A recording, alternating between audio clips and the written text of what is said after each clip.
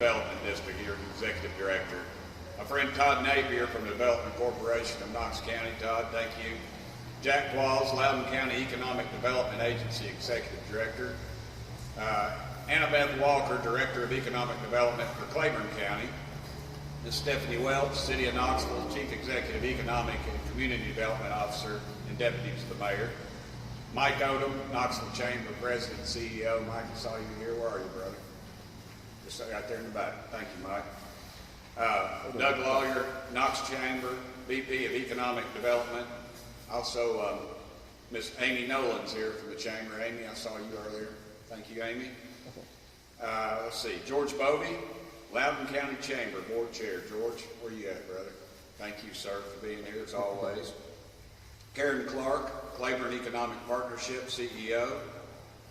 Friend Rob Barter. Rob, it's the Claiborne County Chamber Economic and Community Development Chair. Where you at, Rob? Thank you, Rob. He's also my banker, so thank you so much for being here. Carol Evans, my friend from Legacy Parks, who does great work. Thank you, Carol, for being here. You know, I've always been someone who wants to get government out of the way of job creators and folks who are trying to help grow our economy. But I also know there are tools government can use to spur economic growth. Today, I'm officially announcing my new economic policy initiative, the so-called Moonshot, that will help set priorities on the federal level. The goal is to spur investment and revitalization in underserved and often forgotten areas of urban and rural America. This is not a Democrat or Republican issue. I know we can find bipartisan ways to encourage private investment in distressed communities, prioritize solutions that work, and find ways to give folks a second chance when they need one. We all know Tennessee is a great state to do business, and the people here are our best asset. And by leveraging federal, state, and local business incentives, I'm confident we'll see a strong post-pandemic recovery. As a former mayor, I know the importance of private investment and job creation. Thanks to natural growth and good stewardship of taxpayer dollars, we built new schools, senior centers, launched infrastructure projects, which Mayor Jacobs and I were at one this morning when there was a new development, new food city, I believe, through some of that investment. And we paid down debt, all without raising your taxes. As your congressman, I want to incorporate this experience by working to expand economic opportunities and workforce development by focusing on three main areas: access to capital, government efficiency, and criminal justice reform. I'm working on several bills related to these areas, and I'll quickly highlight them. I joined with Representative Hakeem Jeffries, a Democrat out of New York, in introducing the Prison to Proprietorship for the Formerly Incarcerated Act last Congress. This bipartisan legislation provides business counseling and training to recently released nonviolent prisoners, giving individuals who have paid their debt to society a second chance to achieve economic and financial success through entrepreneurship. The bill passed the House last Congress, and we're updating it and planning to reintroduce it soon. The bottom line is, if we don't give folks in our jails opportunities to develop marketable skills and learn about business, we're virtually guaranteed that our prison system continues to do nothing more than becomes nothing more than a revolving door.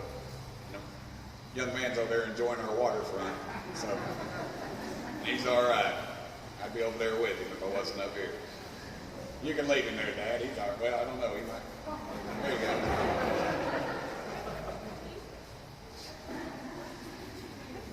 Let's all give him a round of applause. Don't pop him, Dad. He's all right. He's doing good.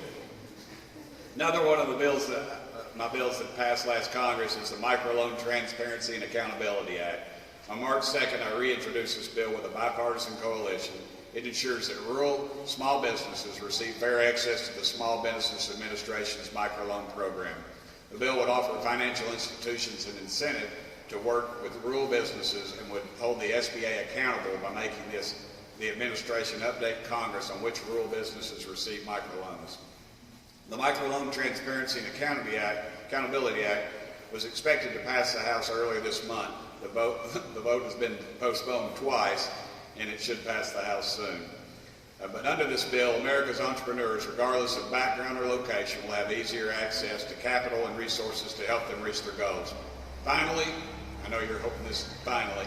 I recently introduced the Opportunity Zone Extension Act with Representative Henry Cuellar, a Democrat out of Texas. He's a good man. And that the 2017 Tax Cuts and Job Acts introduced opportunity zones, which are state-designated low-income census tracts where investors can receive tax benefits in exchange for investing in new properties and businesses. By encouraging this long-term investment, opportunity zones can stimulate economic development and job creation in underserved areas. Tennessee has 176 opportunity zones. 32% are in rural areas and 68% are in urban communities.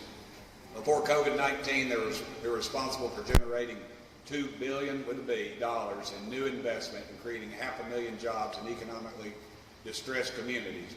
My bipartisan legislation seeks to extend Opportunity Zone tax incentives by 2 years to 2028 to give investors extra time to support meaningful opportunities and encourage more investment activity in the wake of COVID-19.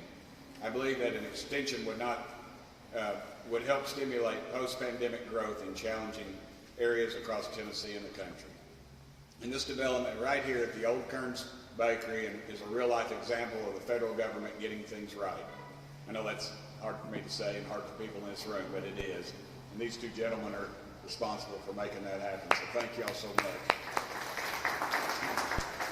This is also an example of the sort of success I believe my new economic policy initiative can help foster in Tennessee and across the United States. If we focus on these three core areas of encouraging access to capital, improving government efficiency, and working to pass targeted criminal justice reform at this time, I'd like to invite Alex it's not Burchett, Dominguez, all right, and Brantley Bassinger to say a few words about the Kerns Bakery development site and how these opportunity zones have revitalized these properties. Thank you, guys. Thank you, Tim. Thanks, everyone, for coming today on this wet day. If you were here yesterday, the water would have been about there, so everybody would have crunched up over there. We're really excited about the project. Love the city of Knoxville. I can tell you some stories about my first time here that are pretty interesting. I had the pleasure of also working at Chick-fil-A for 26 years, so I actually did a lot of the Chick-fil-A's that hopefully you guys visit some of your towns. This project is a passion for me. Brantley keeps me honest, and he keeps reminding me at some point we've got to make some money because we put a lot of money into it. But the best part of it is coming into an area where opportunity is being offered. The word opportunity means the world to me. I think it's all that everyone needs. It's just a little opportunity, and then it's up to us to do with that opportunity the best we can. The early days when we started the roundtables with the tenants, that was another really emotional moment because the tenants became friends, became family, became how do we do this together? It's not easy. I mean, I get intimidated looking at this place every once in a while. But I do believe that if we do it together, if we kind of lock arms and figure it out, we've had great support from the city. A lot of encouragement, let me say. Things weren't easy, but we've had a lot of encouragement. A lot of people believe in what we're doing, and we're very grateful. So I'm not sure that I answered the question that Tim asked, but I'm going to let Brantley, since I was rambling a little bit, do that. Thank you. Thanks, Alex, and thanks everyone. Thank you, Congressman. Appreciate you being here today. The program, I want to second what Alex said, but the program was meant to support projects like this right here in Knoxville and be a catalyst to spur on growth and jobs for the city. And this is a big project, and we're in phase 2, starting phase 2 right here with the bakery, with a phase 3 to follow. And we're excited for the city of Knoxville, for South Knoxville, for the economic impact this is going to have, as well as the hundreds and hundreds of jobs it's going to create. So this is exactly why opportunity zones were created, and we hope to be a shining example of that going forward. Thank you.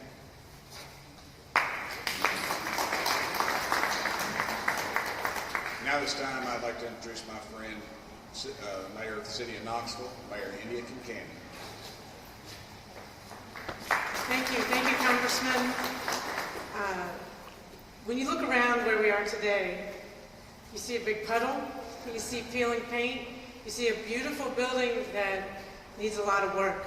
But I want to thank Alex and Brantley and the Opportunity Zone program for you all having the vision to see that this is not just a broken down building, it's an icon of our city.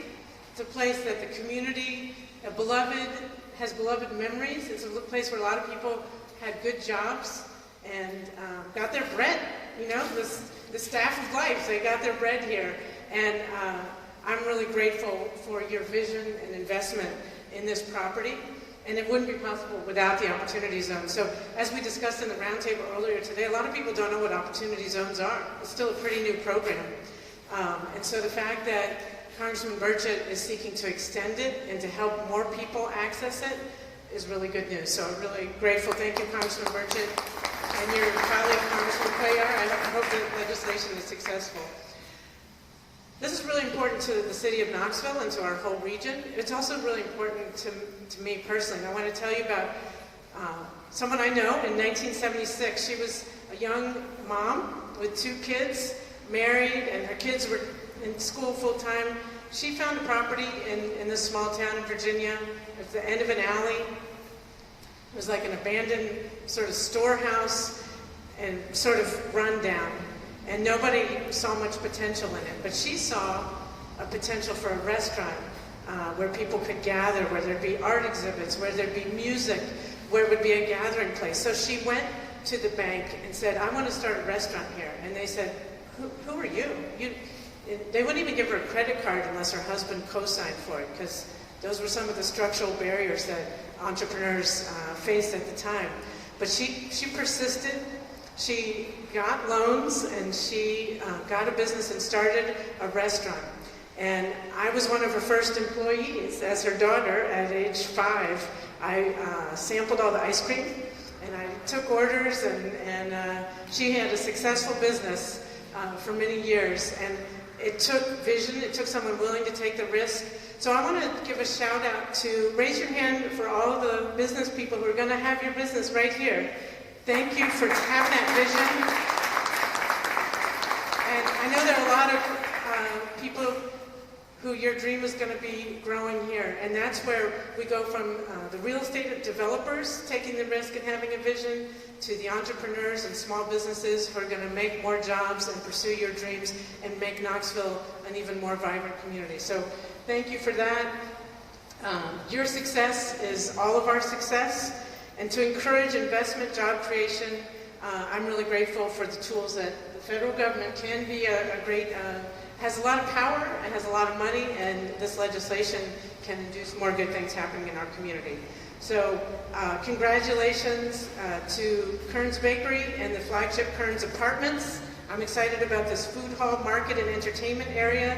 And thank you, Congressman Burchett, for your attention to promoting economic redevelopment in Knoxville and the 175 other opportunity zones in our state.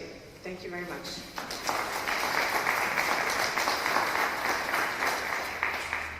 Now at this time, I'd like my friend, Mayor of Knox County, Glenn Jacobs, to come up and speak.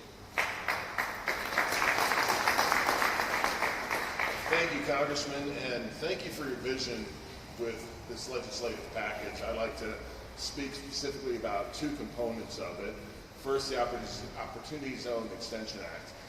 In case anyone's unaware, Mayor Concannon and I and our teams have been working pretty diligently on a project right across town in East Knoxville, a sports and entertainment park. The exciting part about that project isn't necessarily the stadium component. It's the private development and the investment in that area. Opportunity zones do the same thing on a much larger scale across the country. And they help not only in urban places, but also in rural areas as well. So the importance of this act, this extension, is that, as Mayor Concannon said, that these things are really just getting rolled out, the Opportunity Zone. And folks are starting now, I think, understanding how to use them, not only with just trying to understand the legislation, but also with the pandemic pushing so many projects to the side. So it's wonderful that Congressman Burchett has the vision to understand this is a program that needs to continue. The second is Prison to Proprietorship for Formerly Incarcerated Act. Congressman Burchett and I are both stalwart conservatives. We're tough on crime and we're fiscal conservatives. But if you're a fiscal conservative, you also have to believe in targeted criminal justice reform. Throwing people in jail and throwing away the key for nonviolent crimes and having people just sit in jail does no one any good, and it costs a lot of money. So I appreciate his vision in realizing that we can get people back to work with the skills that they need when they come out of prison and be productive folks that have an opportunity to contribute to society instead of just going right back to jail again. So thank you for that. Thank you all for being here. I will echo what Mayor Concannon said about the small business people and the developers involved with this. Thank you for taking a risk, and thank you for all you're going to do for the city of Knoxville and Knox County. Thank you very much.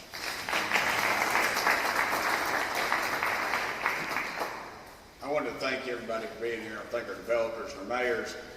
We appreciate your investment in our community, and it's great to have this opportunity zone success story right here in South Knoxville. Earlier this morning, we hosted a roundtable with local elected officials and economic development directors who have opportunity zones in their communities. We had a really good discussion about the success or barriers they encountered when trying to implement federal economic development programs like these opportunity zones, and it's very appropriate that we're here. Again, I want to thank Mayor Concannon and Mayor Jacobs for their attending and their support of this, and especially these two developers. I mean, these guys are the ones that put it all out there. Again, we thank y'all so much for it.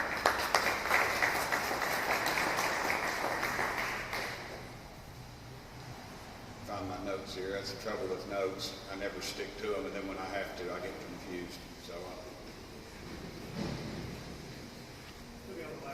yeah, last page. I'm sorry. There we are. I got confused. I got all this star power up here. I got a little discombobulated. Thank y'all so much for attending. And opportunity zones are just one example of a bipartisan way to incentivize investments in our distressed rural and urban communities. It may be a moonshot, but I'm committed to this economic policy initiative, and I'll work across the aisle to identify and propose legislation that expands economic opportunities in East Tennessee. I believe that together we can tackle the challenges that are in our distressed rural and urban communities by increasing access to capital, addressing government efficiency, and focusing on criminal justice reform. I appreciate everyone for being here, and I look forward to working with you to make DC work for those of us here in East Tennessee. Thank y'all so much. And there's still refreshments over there, except leave me one cookie so I can take it home to my daughter. So I remember that. Thank y'all very much.